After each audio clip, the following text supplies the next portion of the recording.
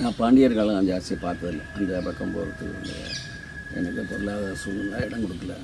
சோழா பல்லவா பீரியடில் கொஞ்சம் நான் பல்லவம் தொண்டை மண்டலமும் நான் சுற்றி பார்த்ததில்லை. மகாபலிபுரம், காஞ்சிபுரம் அந்த மாதிரி தான் பார்த்துருக்கேன். அதில் பல்லவர்கள் எளிய காலத்தில், அதுவும் குறிப்பாக ராஜசிம்ம பல்லவர் காலத்தில் நல்லா அருமையாக இருக்கும்.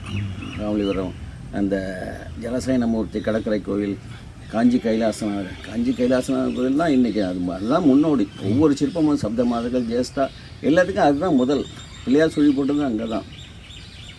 அதனுடைய தொடர்ச்சி தான் ஏலிச்சோழா பீரியட்.